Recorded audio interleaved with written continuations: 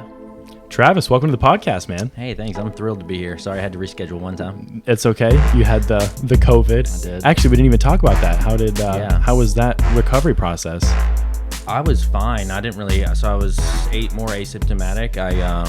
I had a little congestion and a sore throat, no cough, no loss of smell, no fever. Why did you even go get tested then? Because my wife did. So she had a fever, and then I thought, oh great. So then what I have had, was in fact it. So then which is a little scary, but yeah, grateful that we didn't really have a huge impact. Yeah, that's good. So you just had to quarantine for the last 2 weeks? Yeah. And unfortunately, I mean, that first week I was unaware that that's what it was, or you know what I mean. So whoops. Yeah, it is what it is. Mm-hmm. So we're here now. Yes. Reschedules and everything. Here we are. Yeah. So, like we talked about before we hit record, just want to kind of go over a cursory view of, kind of your accomplishments and how you got to where you are now with your team. And then I think we'll dive deeper into some of those smaller topics. So, Sure. What brought you to real estate as a career? Kind of what did you do before then? And we'll jump off of there. Yeah. So, I'm sorry. Before you go ahead and talk into the mic just a little bit more. Okay. Yeah, there you go. Sure. That's a little bit better. Okay. It's hard when you're. Yeah. It's tough. But Okay. Go ahead. Yeah. So I got into real estate 6 years ago, or this will be finishing out my full 6th year. And I was in healthcare administration management. Not really thrilled about that field for me. It just wasn't rewarding, and I didn't enjoy it. Yeah. And so I had taken some real estate courses in my business program in college, but not like a full-blown real estate concentration. Mm-hmm. I grew up doing family vacation rentals, like that. So that vacation rental business I was very familiar with. Okay. And it was actually my wife that was going to get licensed, and I just took the class. I remember that. In support of her making a career adjustment. Good for her you. Career change, yeah. Yeah. It was night class, and I thought, well, okay, I'll go get my license as well. Yeah. Just something to add to your tool belt. Yeah, I can do on the side. So she did not pursue it. But before the 2 years was up, where my whole class was, both of our classes were all for none, I went and took the test. So that was I took the class in 2012, took the test right before that 2-year mark expired, and really was just going to hang my license and have it. And then within 6 months, I was full time. Not because I had a ton of business, but because I wanted to make a change. Okay. Yeah. Yeah. So you were doing your healthcare, and you were just like, you just reached the point where you said you just wanted to make a change for the next 20, 30 years. Mm-hmm. I mean, there's just, I understand. Yeah. Okay. So then once you made that decision to go full time, you got your license. Mm-hmm. How long from the time that you got licensed during that, you said within 6 months you were full time, was that kind of a transition? I think you said you closed your first deal after about 6 months, right? Yeah. Yeah. So I didn't have any business for 6 months. But so when I hung my license to when I actually said, okay, I'm going to do this, I was taking a few classes in between my full-time job, just where I could like go to the market center or the brokerage and take class. There wasn't like a pivotal amount of business or a reason to go full-time other than I've got to make a change. Gotcha. So yeah. But and so I just rolled down to that in like a December of 13. Yeah, and so started full-time 14. That's respectable. I was just going to say, kudos to you. Yeah. For just deciding and making it work, man. Completely changing. I'm good under pressure. I've started over twice. Interesting. This is it. Yeah. Not any other plans to start over from here. No.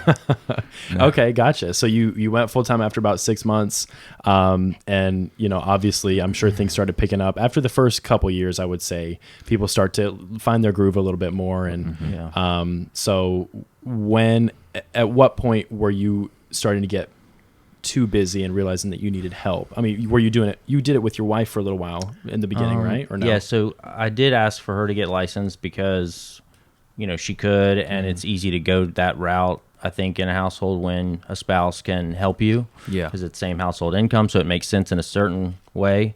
I do teach classes, and say I don't encourage that as a default. It's just an easy place to go with a spouse. I don't think it's ideal for positions and unless it's a perfect fit, but I just think, there are other alternatives to that. Yeah. Out the gate. So anyway, she was showing some stuff for me. She's not really into the contract piece, or so it's wherever I could kind of delegate out some running type stuff. Just saving you time here and there. Yeah, and people had been telling me to get an assistant. That's the first hire, and you really struggle with. I mean, you've got to a place where maybe you think you could afford one, but you know how you got there, and so the sustainability of paying somebody every week. I mean, that's a lot. It's scary. Yeah, It's sure. a big responsibility. Well, yeah, and so for them and their family, absolutely. Yeah. And so I really was slow to do that, and then to commit to full time. But it was probably the end of the third year. I'm trying to think exactly, but call it end of year 3 when I hired them like full time. I had a part time probably in the second year. Okay. Anyway, so you'd had some support before then. Okay. And I know a lot of people, whenever they hire their first assistant, obviously, like you said, that financial responsibility and that burden it's not something to just take lightly. But a lot of people I've heard wish that they would have gotten support sooner, so they could have been, doing those money-making activities more, the 80-20 rule, right? More time. Do you feel like going back you would change that, or do you feel like, things took off from a certain point, or has it just been steady growth and they just helped you continue that? Yeah, I mean, she was definitely the right hire, so I don't know that I could have done that any quicker. And so we grew that together. Now, of course, I would have liked to have been more. She helped organize me, helped track, systems. I mean, when you're a single agent doing everything, the idea of getting in, close or past client information for Christmas cards and client events is kind of silly. I mean, that's not going to happen. And you run the business and transact, and so so that was always my not to-do list, but call it project list of things that I would like to happen one day. It was one of my one day list, right? And so that was pretty lengthy, and she just started kind of knocking things off. I mean, I'm like, oh, we have that now? Great. Yeah. That's good. So yeah, and it was just a lot of cleanup, like templated things and stuff that really, I mean, looking back, doing that sooner, is way more effective and efficient with your time. But in the moment, I thought, it's hard. I know I can make this a template, but I don't have time to do it. So, but then that means for 40 or 50 more emails, I'm doing the same thing from fresh. That's exactly right. Anyway. Yeah, I had gotten that advice when I first started, track what you do and things that you do over and over and over again, try and make it a template. And that same exact thing. Yeah. Well, it's all in my brain anyway, and it's just me. And now that's what actually this past, you've been here for a while, but pretty much the last couple of weeks, we've been trying to dive deep into that. Every single thing, what can we keep this in a database somewhere and just have copy paste, if we're just educating somebody on what this form means, can we copy paste that? Right. And that's helped us tremendously, because then I can format something and write it out exactly as I would if I was texting it to you, and then just save it for future reference. And that's the thing, is creating the systems that you do yourself that can be, replicated. Yeah, because it's maintaining that same level of service right. without you having to be present over everybody's shoulder. Right. That's interesting. So now you saying that she was a good hire, and she came in and was able to, she was empowered to do a lot of those things on her own. What was your connection? Did you know your assistant before? Like, I'm assuming you had some kind of relationship with her. Yeah, so she was a friend of ours, and I, through her, just knowing her personality type and her background, and she had a degree in accounting, and she's super detail oriented. And well, the funny thing is that my books were on her list like forever ago, and we've recently I have an accountant now that she works, with, that does my payroll and my monthly P&Ls, but basically we never got to that with her. She's capable of it. But there was always more things on the list. Yep. Yeah. There's always something. So, and it's like what a bookkeeper, charges. And like, why didn't we do this? Yeah.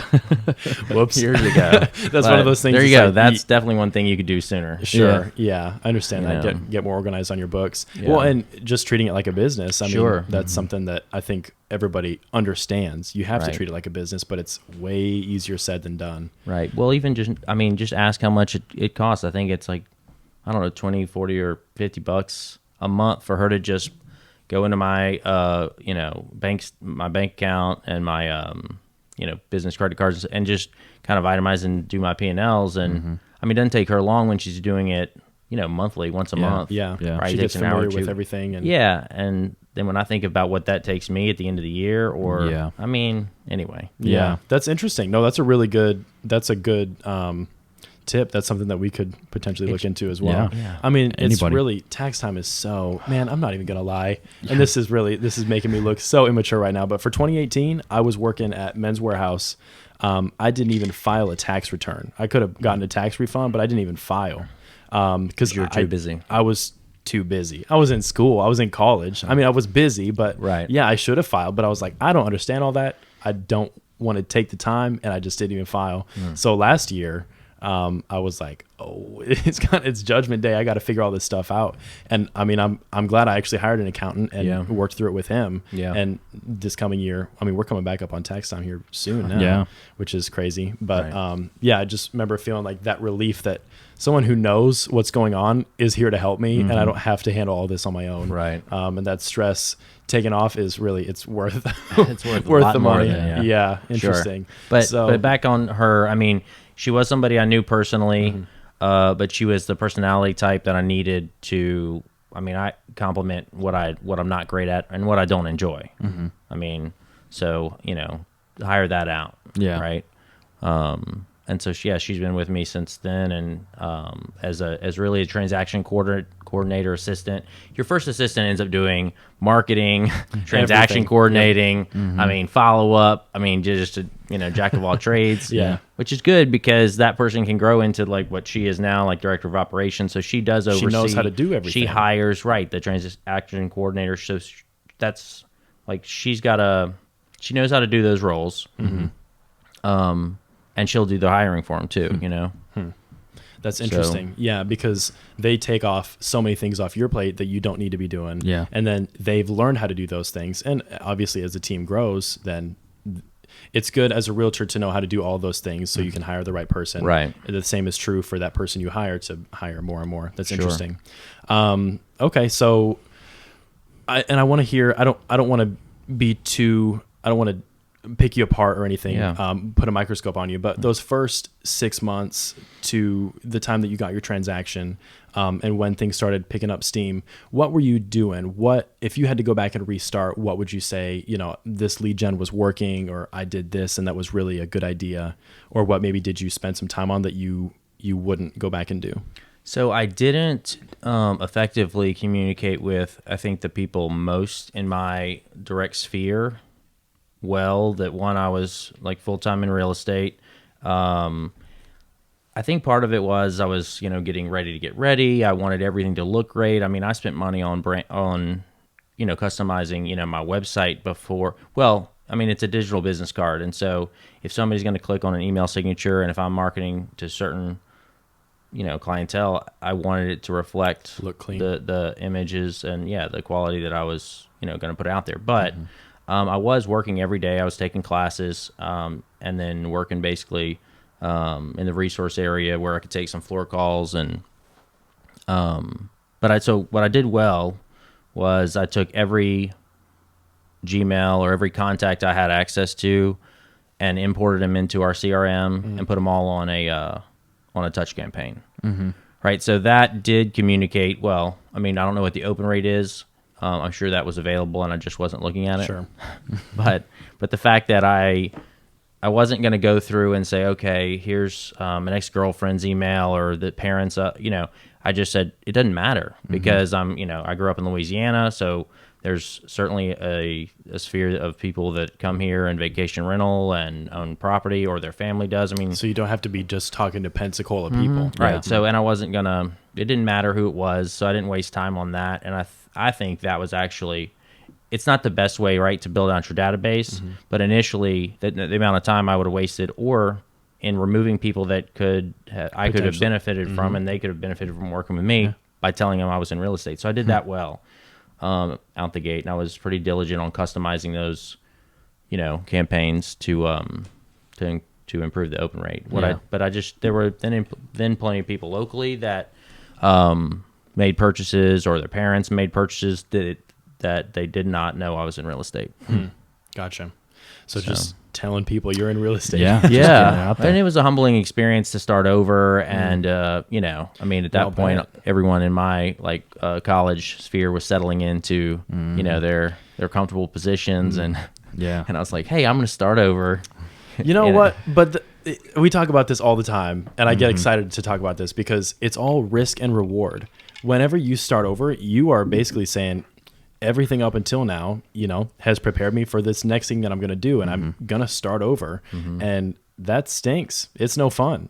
Trying to learn a new industry. And like you said, everything you have to learn, marketing and accounting and all this follow-up and just being organized in general. A lot of good salespeople aren't organized at all. Right. And it is really humbling. But the fact that you did that, I mean, you're 6 years in now, and I'll bet you're not regretting that at all. No. So it's something that's tough in the moment to make that decision to do, but I think it's very worthwhile. The people who make the biggest risks get the best rewards. Sure. So that's interesting. And I mean, that's something that everybody says, work your sphere and things like that. And it's so much about relationships. And I like that mentality of just tell everybody I'm not going to go through and pick and choose, and be embarrassed about, sending this campaign or this touch campaign or whatever. Just get it done. Right. I like that. Well, everyone knows somebody doing something in real estate, period. So I love it. Okay. So having said that, then you hired on your first TC, and, she was helping you do a lot of things that weren't getting done before. And right. Which that's really, we talked when we went out for dinner recently, that exact same thing has been for us as well. There was a lot of things that I had written down, I need to get this done. Right. And now that he's here, I mean, and again, he's only been here for just a little bit, but things are starting to get into that rhythm. And it's like, oh, well, what if we did this? Well, we can find time to do this somewhere between the two of us. And it's really powerful, I think. It is. It's exciting to see. It is. So, and it's just and it cool. never stops, let me tell you, because I am there's just some things on my list that we haven't gotten to this year that really irritate me. Really? Yeah. You mind sharing? I mean, one of them is, so I've asked, the team members to get, for team swag, I wanted to get branded, casual, almost athletic gear, for them, not to give out to clients, but just stuff that they could wear whenever. Yeah. Well, we've talked about doing stuff like that, even just for the podcast. Sure. Just a couple of shirts we can wear to the gym. You know? Exactly. And so, and we always talk about it, each team member's oh, I'm running, I'm walking the dog. It'd be great to have some branding on wherever you are. Yeah. And so what I did was I told them all, because I know different people are going to want different types of fit and material. And so I didn't want to just buy, standard Hanes t-shirts. Sure.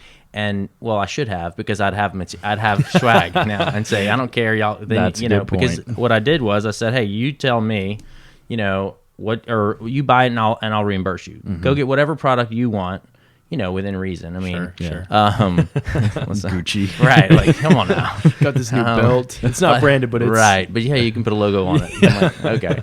But nobody did, and so. Whoops. I'm just all right, fine. I'm getting some stuff ordered. Yeah. Ball's in your court now.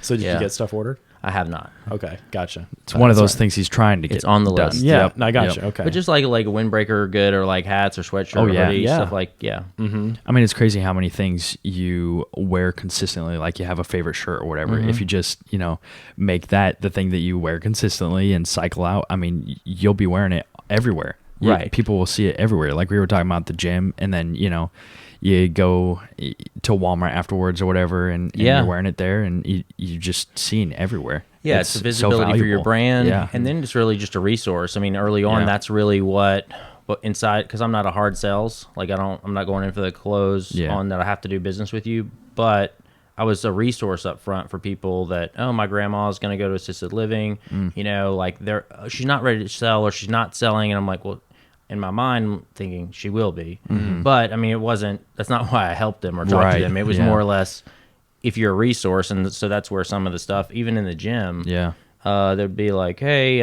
my sister's gonna, and they'll ask you a question, and all of a sudden they don't have an agent, or their sister didn't have an agent, but you're really just a resource. And you know, agents like us, I mean, are providing a lot of value, because I mean, they're not everyone. I'm trying not to go off on a tangent right now because I like to talk about. Well, I'll just say I'll vouch for you that you go out of your way a lot to make customers happy, and I like pay him to say that. Yeah. No, even just whenever I'm looking at hot sheets and I'm looking at pictures.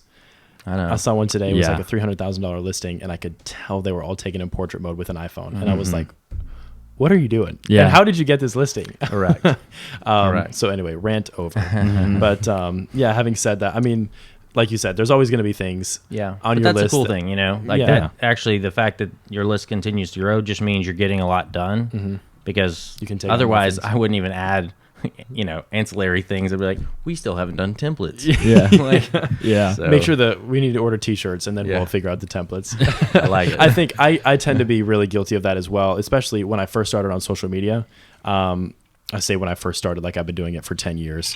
But when I first started posting transactional stuff, I was so worried about getting the right picture for, an under contract post or something like that. And then I realized, I actually was talking with Mark one day, and he was like, you're worried about, you're taking time on posting that could be for anything else, for any kind of lead gen. And I don't want to take so much time on, like you said, that ancillary stuff or the aesthetics of it, and just trying to look good, because that feels good when it's like, man, this post really, that looks great on my wall. But I mean, there's so many other things that could be getting done, so many more valuable things. So having said that, then, and this is kind of off topic of what we were talking about, but still on the team thing, what does your day look like? I mean, start to finish. You have, how many people do you have on the team now? You have eight total. Okay, gotcha. So I guess first of all, can you walk us through each of their positions and what they do, and then what your role in the company now is? Yeah, so I mean, in our team setup, I'm called owner rainmaker. So I'm responsible for making it rain, I guess, bringing in the business. But I'm also doing really both sides of the transaction. I'm not removed from any clients. You know what I mean? Like I don't just get the business and then you don't just pass them off. No. So and there's nothing wrong. There's certain models that that works for, but I didn't want to, for me, just since I'm so heavily involved and I am selling myself and what I am going to do, because I said I would, then I need to be involved. So Alicia, who is now my director of operations, was my first assistant. Okay. So she's kind of like an office manager, right? Like, or a team manager. Like she's got her hands on everything. I mean, really, oversight. She does. Well, okay. Thinking, what doesn't she do? So even for like our team meetings, our agendas, our team retreat that we're doing right now for next year, she does a lot of planning and organizing. She knows all our numbers. So she was one that I didn't know my numbers before I had her. And it's important to know that. For me and my personality type, I don't enjoy that. I like data entry and tracking. It just seems like a waste of time, but I know it's not. But I'm like, I don't have time for that. I'm on to the next thing. Like, I don't need to tell you where that came from and how many deals this, what, you know what I mean? But now I have all that. So it's really great, right? Her first year, I was about to cancel a service because I thought I was paying too much for it. And then she showed me my conversion and I was like, oh, well, that's pretty good. I really can't give that up. But I mean, how ridiculous is it that I was going to like cancel a service at the time? Tracking is important. So it's important. But so she does all, everything. She deals with some customer service and problems, and she does certainly on my like luxury clientele. she's basically operates like a concierge service. Like I need someone to be right next to me. Yeah. To take care of anything they need. Yeah. And so then Kayla, she's our TC, transaction coordinator. She's been with us for over a year now. She was green to real estate and been amazing. But we went through the hiring process that, we followed through career visioning, which, is a little bit more lengthy than we would all like it to be. Mm-hmm. But if it's expensive to turn and burn through hires, or to not hire the right people, the amount of training and investment. Mm-hmm. So anyway, she's been amazing. And then, so my wife's on the team in a listing management role like capacity. So she goes for the photographer, does the video tours. She does all the MLS entry, make sure we've got all the features and documents and, everything in terms of showings, feedback, kind of listing management, follow-up, signs out, all that jazz. Mm-hmm. Then my first hire as another production agent was an agent that had worked with me on a couple deals, and I didn't want to take away her ability to list, so I hired her as a hybrid agent, listing and buyer's agent. Mm. And so she, does both. We work a lot of deals together. And she's also licensed in Alabama, so she grew up in Perdido Key and Orange Beach and knows the area, and so it was an opportunity where I didn't want to have to refer out business when she could work it. 100%. Yeah. That's why I just recently, like 2 weeks ago, I think, just got my Alabama license. Yeah. And it was that exact same reason. Mark told me, he was like, I've sent way too many deals away because I don't have an agent who's going to do anything in Alabama. And I was like, well, I signed up for the course and I did the reciprocal course that day. I was like, nice. Send it to me. No, so he didn't have anybody before you. Well, he did a while back, but we've lost a couple agents in the last, when I first started 2 years ago. So in that time, they've left and there was nobody, and he's not going to drive to Alabama to show a house. No, it's not worth his time at this point. Exactly. And I'm going the other direction. So like I'll go, I know Santa Rosa Beach and Destin, and I mean, now with the bridge, it's a whole thing. Mm-hmm. I mean, anyway, but I was never going to Alabama, not because one, I don't know it. And two, I'm already going in the other direction so far that I'm surely not expanding my personal, territory. Yeah. Mm-hmm. That direction. So it was a great fit. So she was in production. So where am I at? How many is that? I'm at 5? That's 5, yeah. Okay. Now, real quick. Yeah. You're licensed in Alabama, yeah? I'm not. So she doesn't, she's on your team, but she's my brokerage is. You don't have to be. And I don't have to be, yeah. Interesting. Okay. That's now, for data entry into the MLS and stuff like that, like I can't be the listing agent. Sure. But we can still service our clients. Yeah. So that's all I care about. Okay. That's what I was wondering. And I mean, I could from a numbers standpoint, but, Again, not really worth your time at this point. I mean, I understand. You've got someone who's good at Alabama, and you're good at everything the other direction. Yeah. So and it's like if I got it and she left, I'm still not going to Alabama. Yeah. So the same reasons apply. I'll call you. Yeah. Yeah. Please do. Send it my way. Yeah. So recently I've really had a hard time, since I am so involved and since I was still showing property. Listing agent, then working on the business. Working on the business it's a necessary, piece to it, but it's hard because I did have like not a reset year, but a step back. Like I had big, bold goals, and in reorganizing, actually had less production. Like that first year that like I kind of re-geared things, right? Sure. It was fine. And then exponentially have seen growth since then, right? So it was like, okay, so I reset, a few million in production. I say reset, just a step back. So for me, it was I always doubled my production every year. And so I was like, oh, this is great. Yeah. How long can that happen? Yeah, exactly. So then I stepped back and, but then since then it's, we've doubled really. Yeah. What are you on pace to do in 2020? We are going to be under 50 million, I believe. I mean, I really wanted to break through there. 40 was our goal. 40 million was our goal.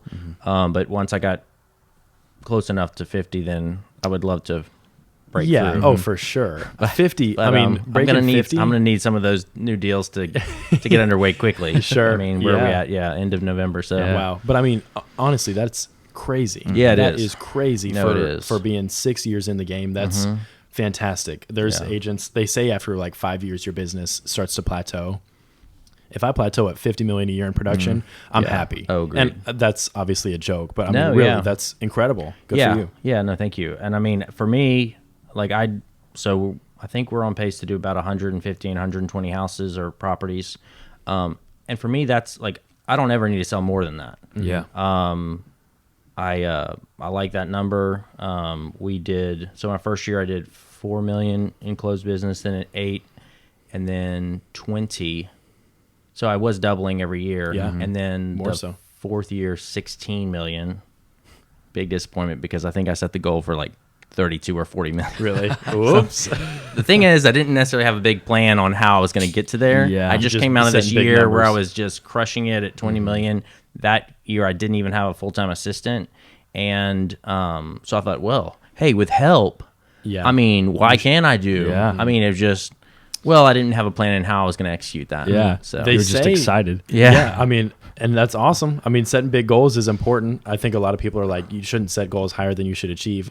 I don't know if I agree with that. Yeah. Set You big need goals. a stretch you know? goal. I Yeah. mean, but you also want attainable ones. Like, so for our retreat and each of my team members, I did want to make sure that we had attainable goals. So every month and every week's meeting wasn't, well, you're behind. Like, I mean, how Fair enough. you just don't want to be talking about how It's you're just discouraging. not doing well or Yeah. not hitting the mark every week. Yeah. That's so, true.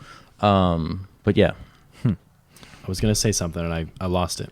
But just about like setting big goals and things. Yeah. Oh, your first having an assistant. You said you did 20 million and then hired on a full-time assistant. yeah. Yeah. So They say that you should, they say, but I've heard in the past that if you're in like anywhere between 4 to 8 million in production, you should have an assistant, which that is crazy. And I feel like if you're doing 4 million a year, you probably don't actually need an assistant. But to do 20 by yourself, and you had part-time Yeah. assistant, but yeah. I mean, That's a part-time assistant. yeah, I that is do. crazy. You do go back and look at that and say how How'd you manage it effective was I in communicating. Now I didn't Fair have any enough. bad reviews, but I also wasn't as engaged. I assure you, because I was, I mean, extremely busy. Oh, so, yeah. I mean, it was only the essential kind of touches in the middle of a deal that I had to make. Yeah. Versus checking in on some great clients who were just having a really easy transaction, and they never heard from me, right? Yeah. Because it's like, Yeah. you don't need me. These people do. Yeah, You know? you're just Yep. going from fire to fire. Yeah, probably. exactly. So I mean, again, it didn't cost me anything. I got no complaints. But for me, that I didn't. You weren't I'm gonna delivering the service you wanted Correct. to. Yeah. Okay. So yeah, And we were on some train before we jumped on this. You were breaking down the people in Yeah, your Yep, everybody- you are number 5. So yeah. So and I've always wanted to be. Well, I didn't want any team when I got into this business because I didn't want to manage people. But then it becomes essential so I can have somewhat of a life. yeah. And deliver the level of service that I want to deliver. And then recently, I've decided that I don't think I'm not a very good, effective showing agent because I am busy and I'm not as present, say, as somebody who's enjoying looking at the house and the opportunities. And so It's probably the most time consuming. yeah, it is. And I just don't think it's not just that it's not great for my time. It's also for my client's experience.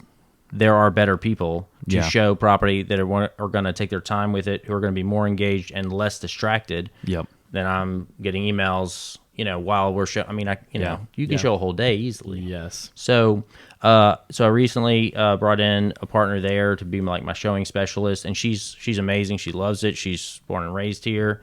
So we're working all buyers together, and I still am very much involved in the negotiations and their financial. I mean, those are all important things to me. Yeah. Acting basically as a fiduciary for them, and making sure these are good investments. I mean, and good financial decisions. So, but she does that part for me. Interesting. Okay. So I don't know, and forgive me if you already answered this question, but I was asking what your kind of what your day-to-day activities look like. Yeah. So now that you have people, handling, you have a showing assistant and somebody working on just your listings and somebody kind of over the office, somebody doing business just in Alabama. What are you doing from the time you wake up in the morning to the time you call it quits? So He laughs. I'm still dealing with a lot of problems, and then really tuning our lead generation and our client touches.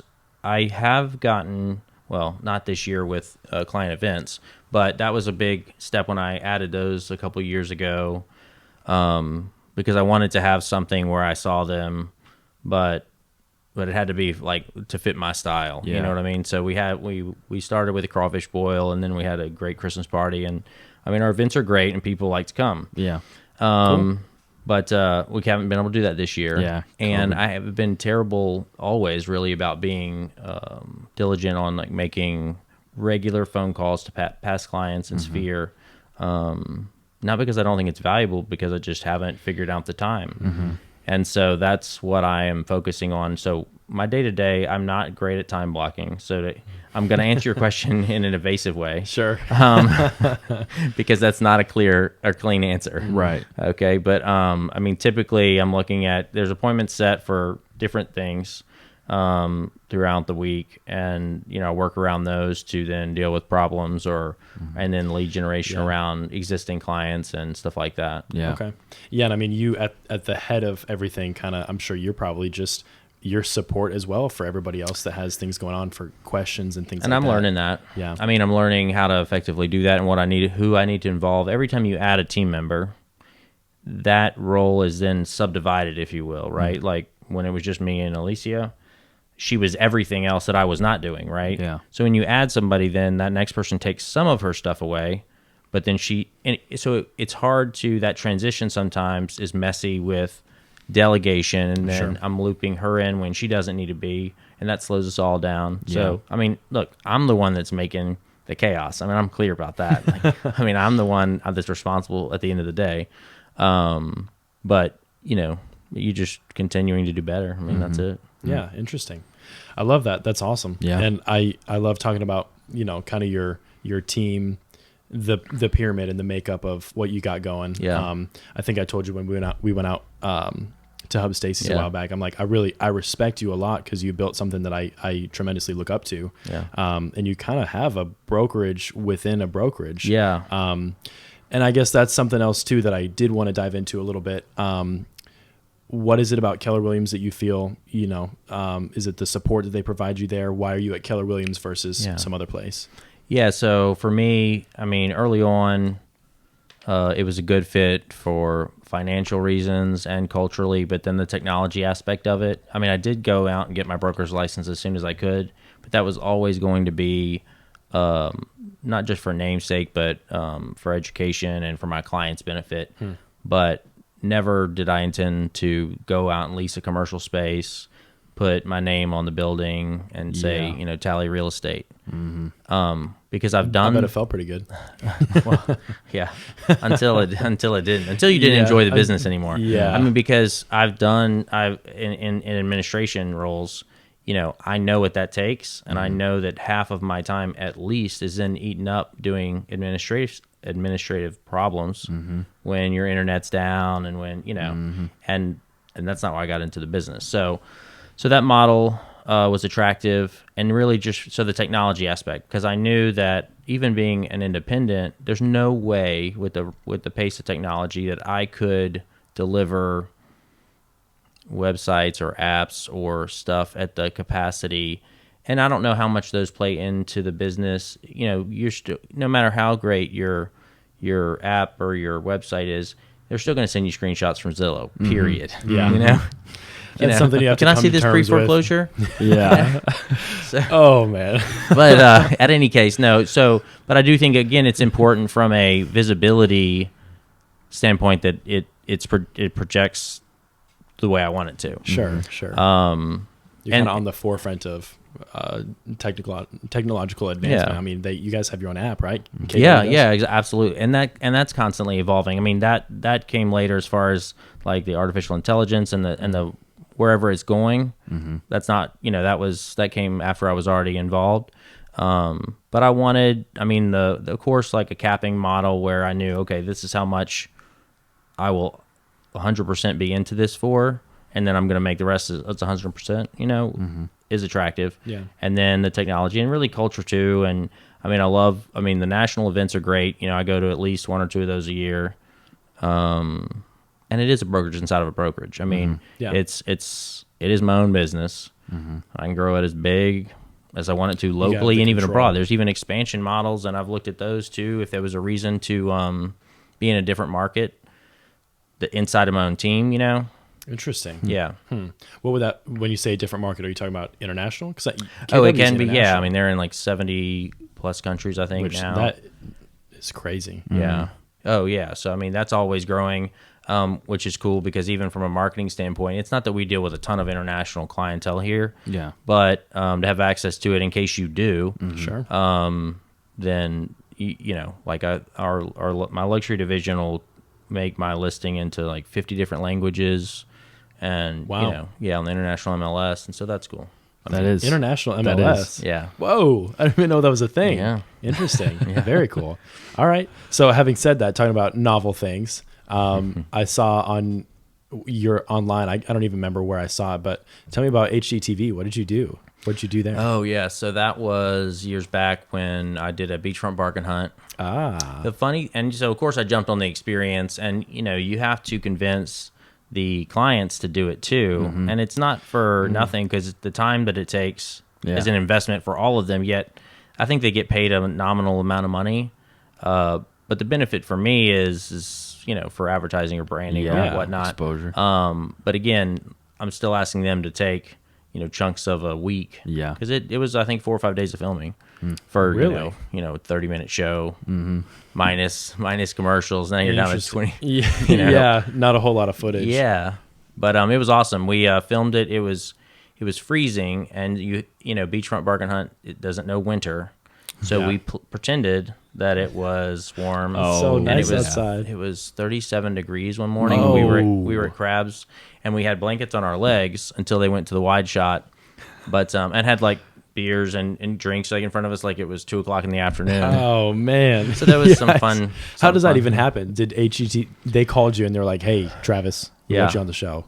Yeah, they contacted me and asked if I had any properties that were fitting this criteria. Oh, okay. Yeah, I mean, we just put it together, and they've scheduled the week and all that jazz. Man, so how much was much of it scripted, or I'm gonna go find this episode now and watch it? Yeah.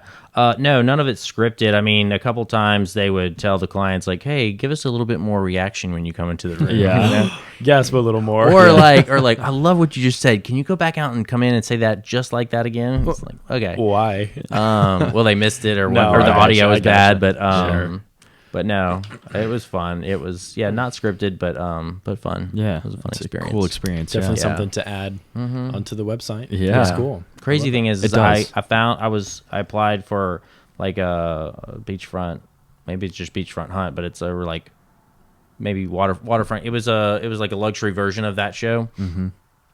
Ironically, that same buyer for the bargain, who had bought in like a condo for $160,000 or something like that, was also the buyer for this waterfront. No way. Million, plus home. And so when we got into it, they're like, "Yeah, this is great. This qualifies, blah, blah, blah." And I was like, and there's like, "Have you done this before?"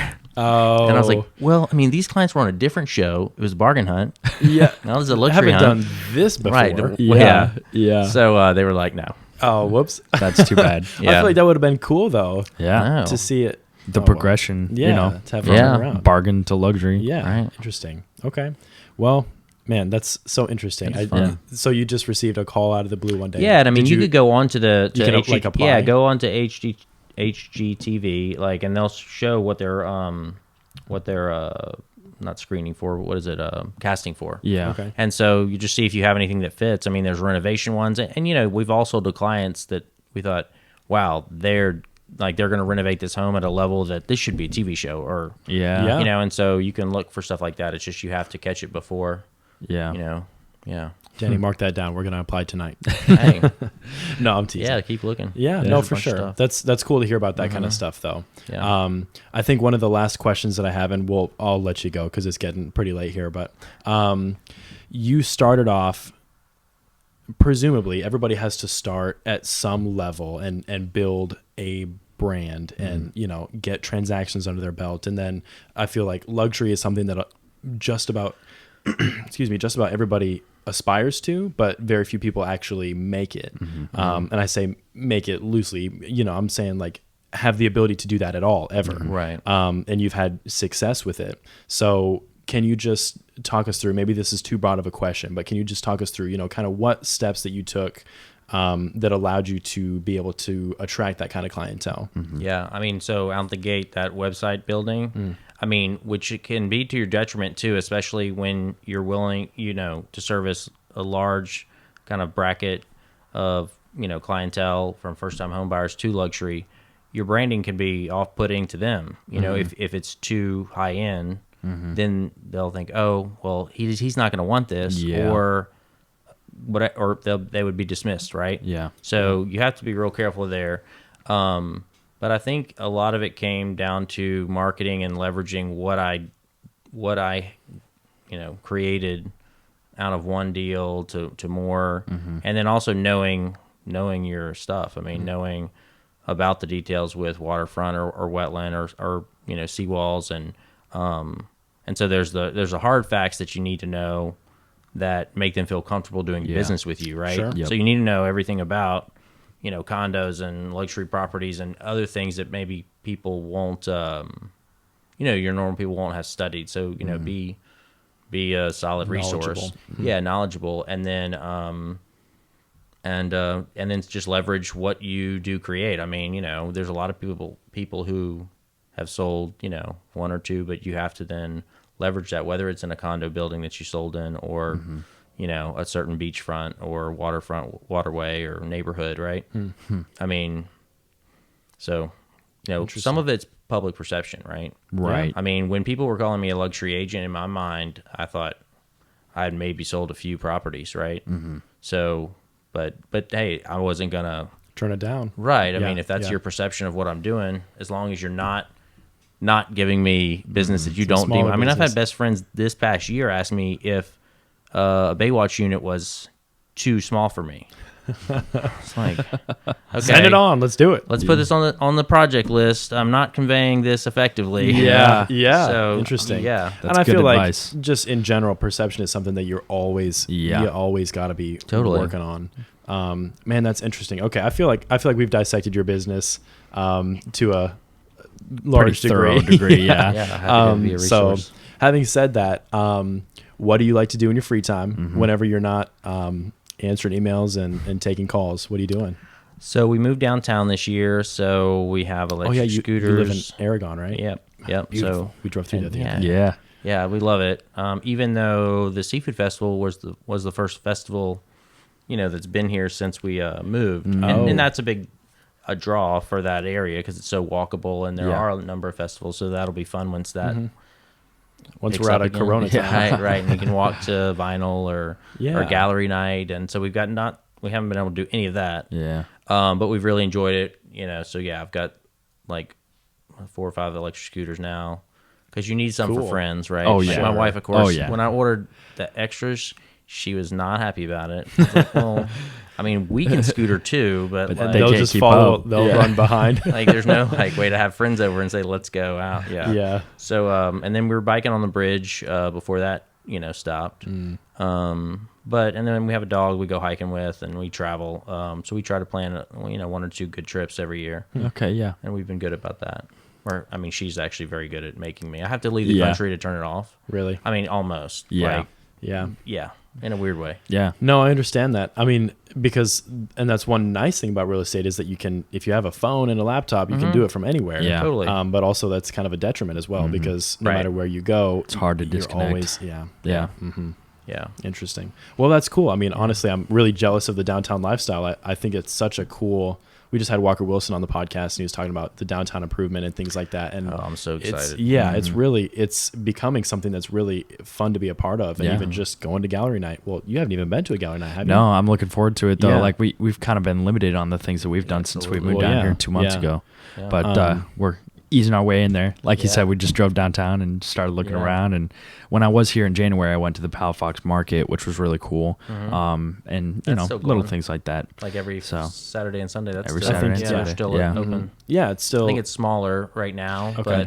But it's it's still pretty there. healthy. Yeah. Yeah. Yeah. Well, we just discovered a couple weeks ago. I had a past client actually invited us out for a lunch. We just discovered Sanders Beach. Yeah. I've never been there Oh, before. yeah, that's and I gonna was be like, huge. this is Yeah.